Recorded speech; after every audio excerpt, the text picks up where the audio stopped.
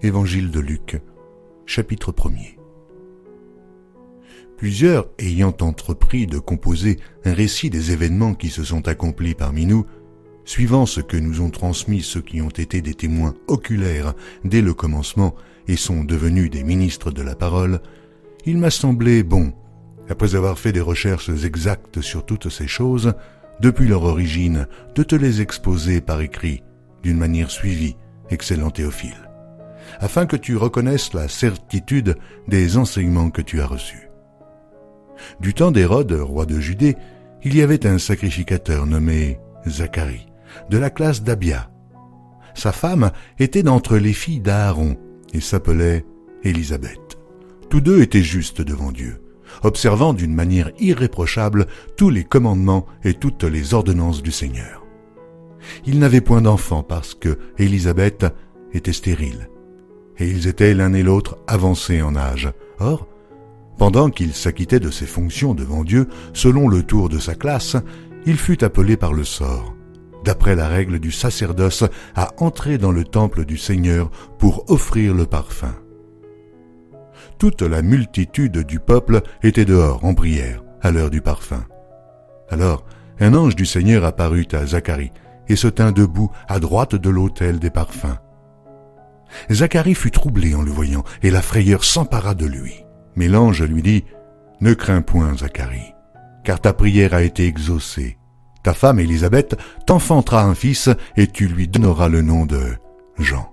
Il sera pour toi un sujet de joie et d'allégresse, et plusieurs se réjouiront de sa naissance. Car il sera grand devant le Seigneur.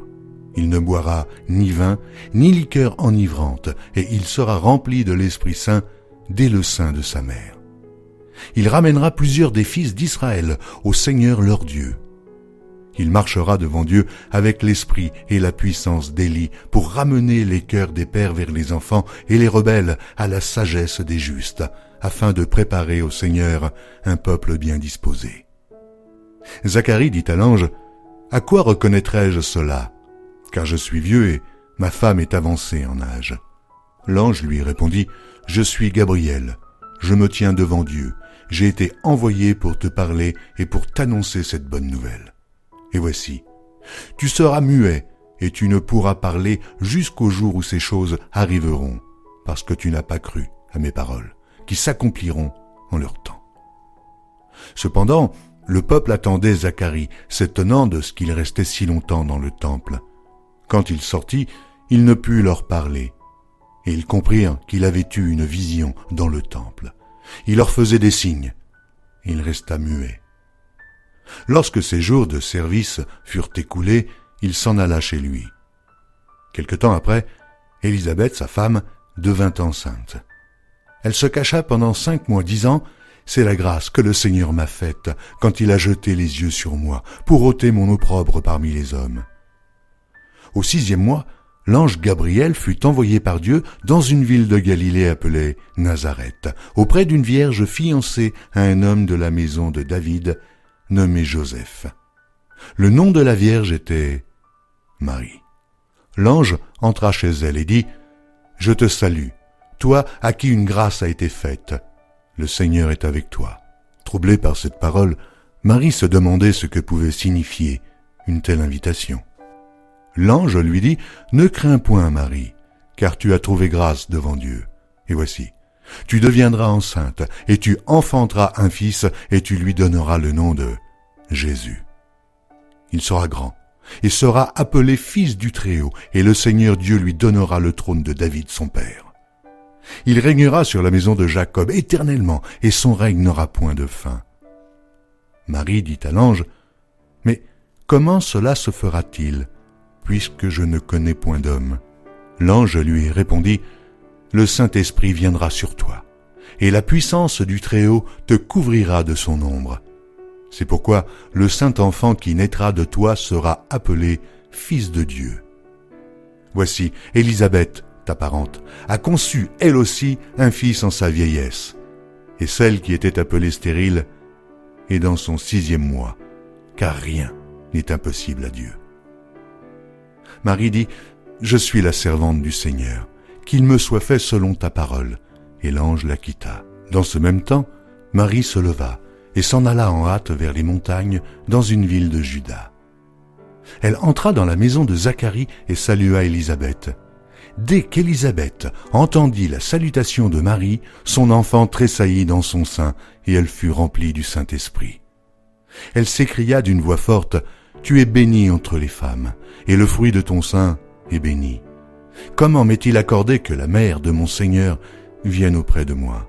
Car voici, aussitôt que la voix de ta salutation a frappé mon oreille, l'enfant a tressailli d'allégresse dans mon sein.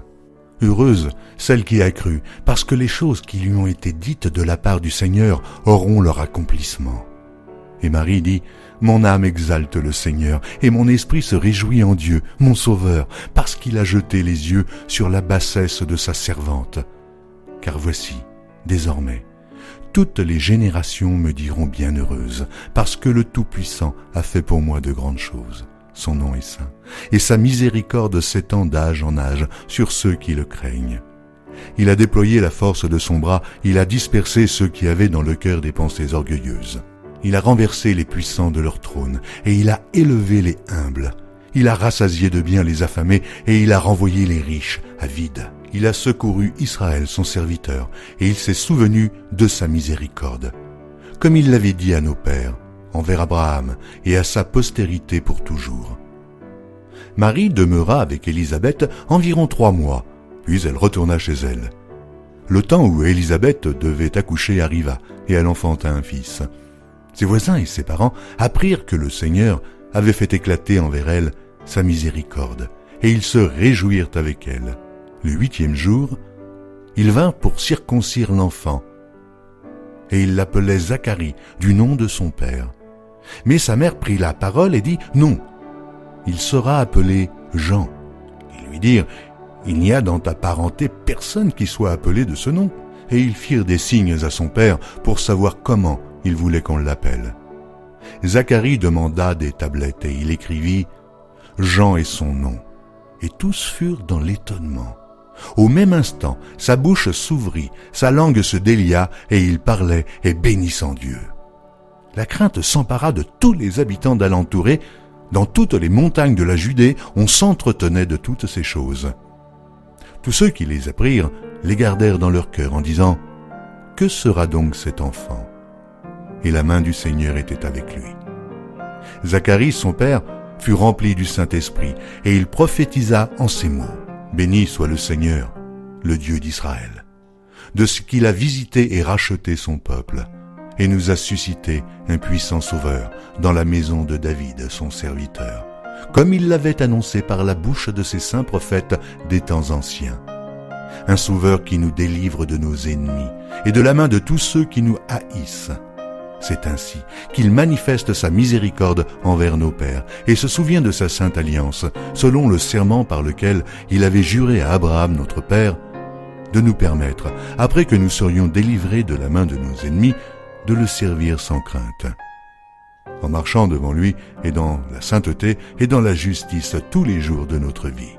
Et toi, petit enfant, tu seras appelé prophète du Très-Haut, car tu marcheras devant la face du Seigneur pour préparer ses voies, afin de donner à son peuple la reconnaissance du salut par le pardon des péchés, grâce aux entrailles de la miséricorde de notre Dieu, en vertu de laquelle le soleil levant nous a visités d'en haut, pour éclairer ceux qui sont assis dans les ténèbres et dans l'ombre de la mort, pour diriger nos pas dans le chemin de la paix. » Or, l'enfant croissait et se fortifiait en esprit, et il demeura dans les déserts jusqu'au jour où il se présenta devant Israël.